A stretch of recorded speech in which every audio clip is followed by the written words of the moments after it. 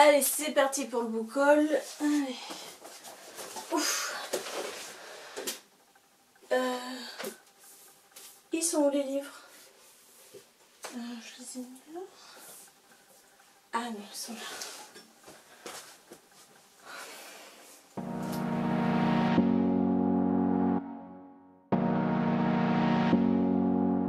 Bonjour tout le monde, c'est Maud, je vous retrouve pour une nouvelle vidéo et c'est mon book haul du mois de juillet et vous ne rêvez pas, j'ai 3 livres,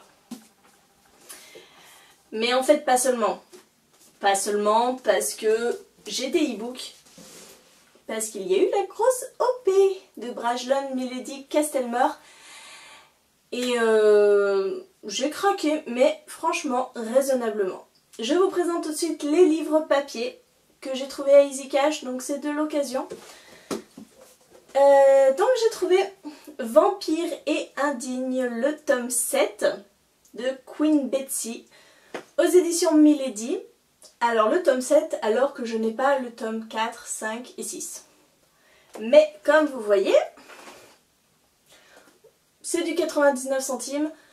Donc j'ai pas trop hésité, on continue à suivre, je ne sais même plus à son nom, faut dire que je ne l'ai pas commencé encore cette saga, donc c'est un peu maso d'acheter les tomes avant d'avoir lu les autres, mais comme je vous l'ai dit dans les autres vidéos précédentes book haul, Sex and the City avec des vampires, juste la phrase d'accroche, moi je pense que ça va être une petite lecture sympa, pas prise de tête et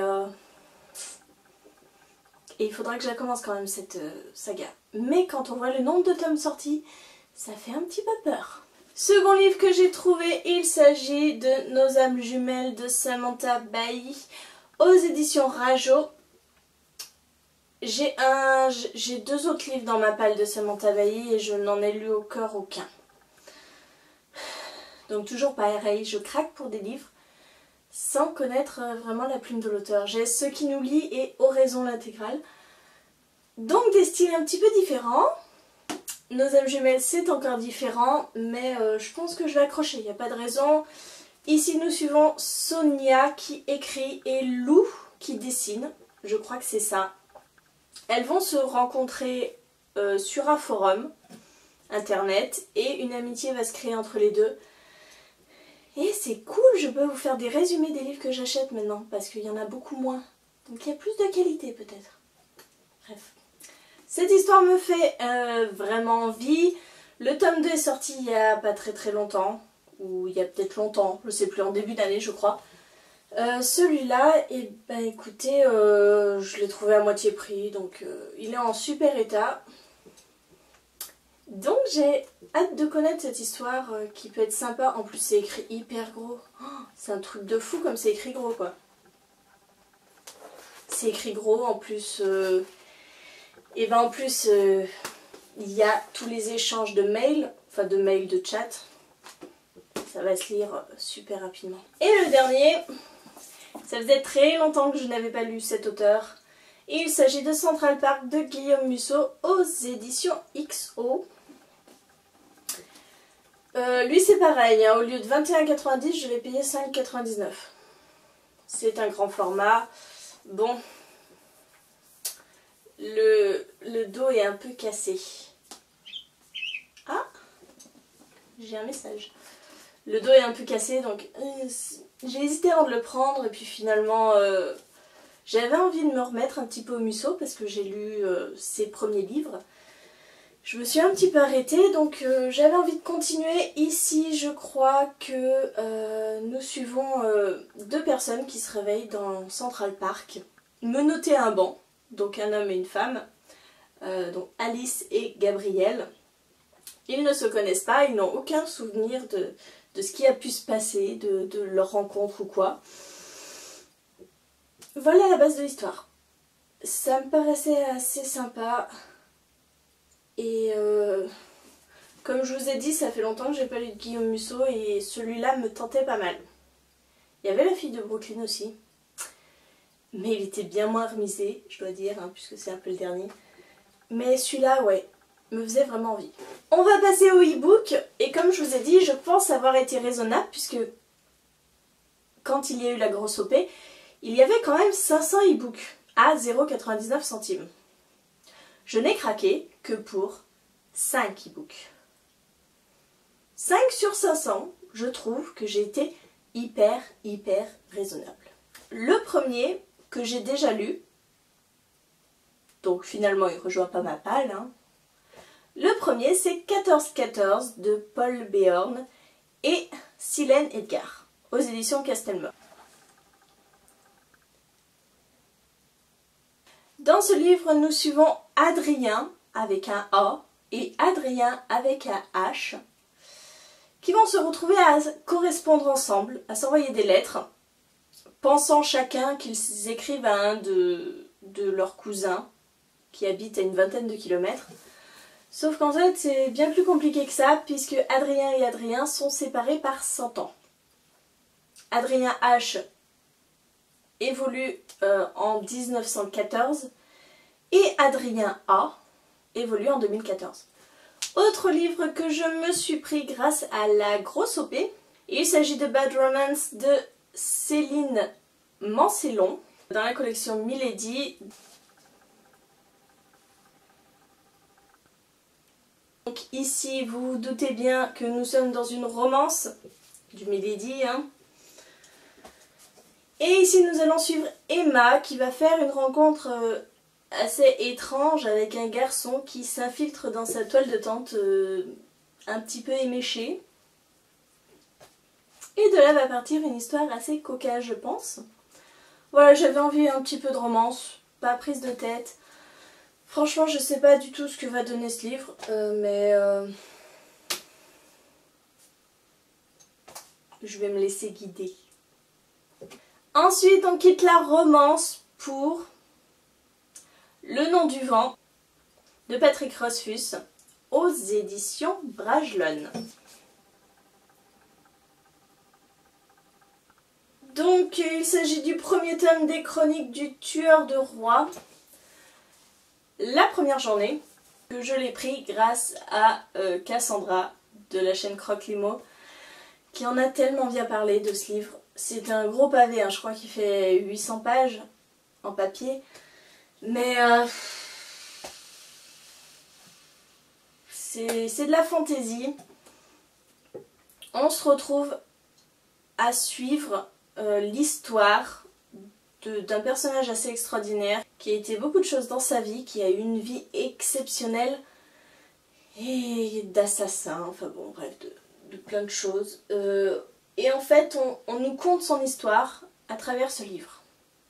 Et je pense que c'est une histoire assez riche, assez palpitante et qui me faisait vraiment très envie.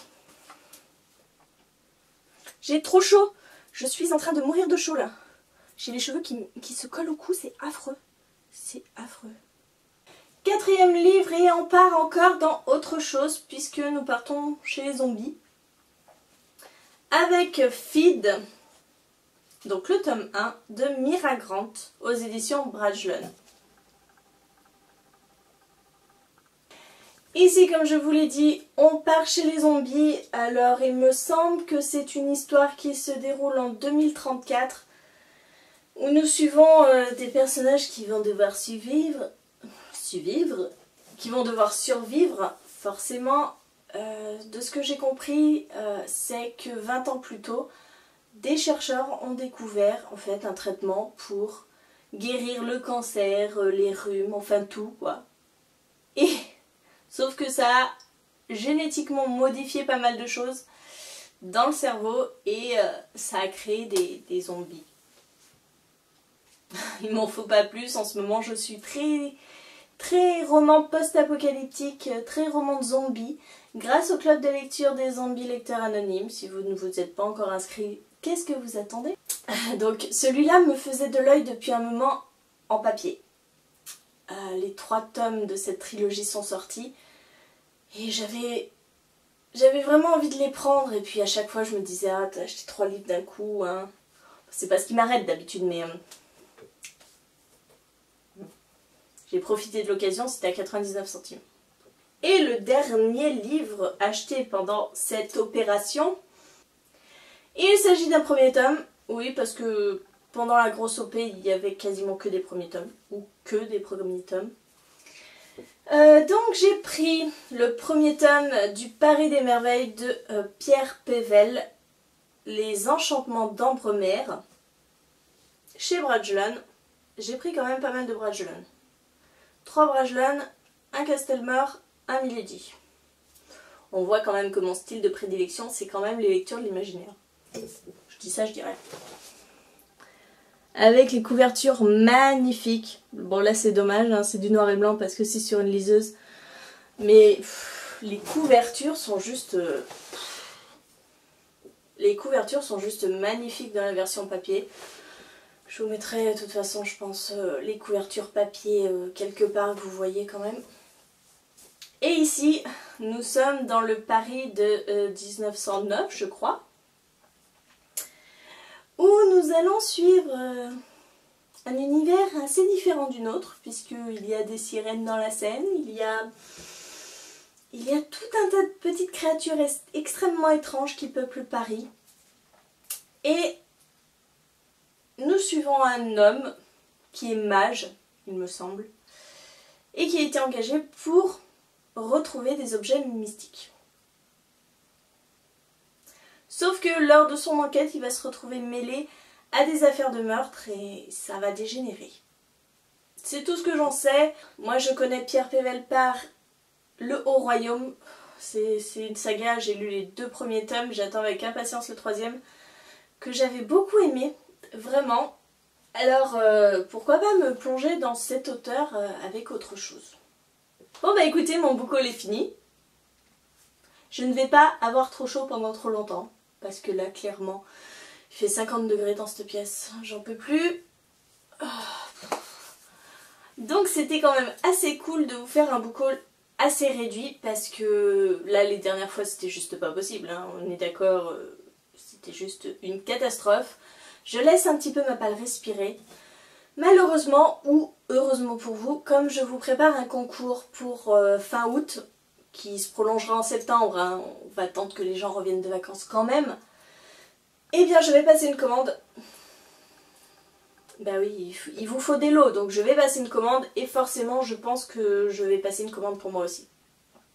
Donc je m'étais dit que je n'achetais plus de neuf, mais on va dire que c'est pour vous, hein. Donc faut encore que je choisisse parmi tous les livres que je veux.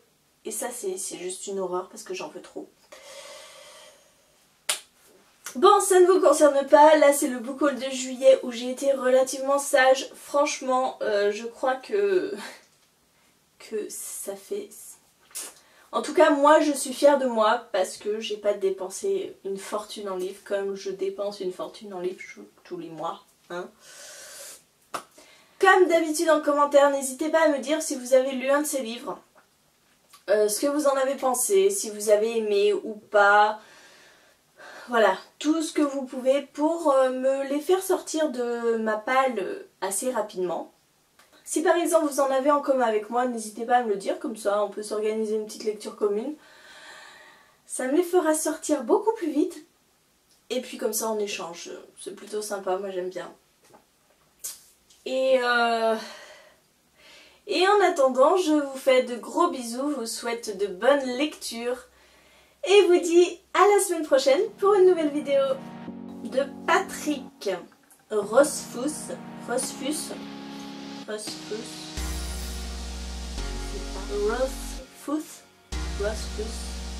pour Le Nom du Vent de Patrick Rothfuss.